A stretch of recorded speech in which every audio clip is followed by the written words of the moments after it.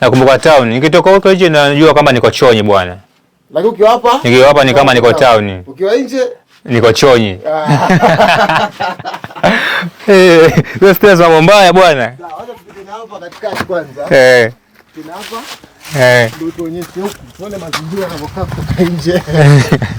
Mbona pale juu bado hujapiga vizuri lakini ukuta unakaa kama pale huku kuna kaa hivi hakai sawa sawa. Pale timing sijapata lakini nikipata timing kitanyorosha vizuri pale.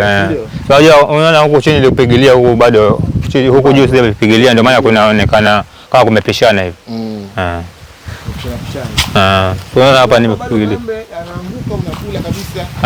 Hapa basi niko very hapa. Rudi atafurahia ujue. Huyo hata enda kwao miaka miwili huyo. Ng'ombe anunui kwa nyumbani. Sasa huko basi shida ni pesa tu lakini vyakula. Vyakula fully. Chakula fully hapa. Au sio? Kabisa. Ukitaka kujituliza na palm wine unaenda unatoa huko. Kwenye mnazi unafikisha unamletea unapiga vitu. Kabisa. Mwanzo vile natoa mimi mwenyewe. Basi huwa hata wana shida. Au sio?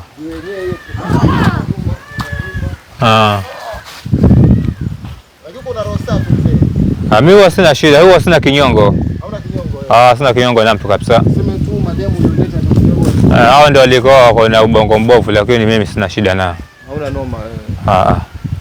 Sasa hapa unajua hapa sasa watoto pia mkishaanza kuzaa hapa sasa itakuwaje?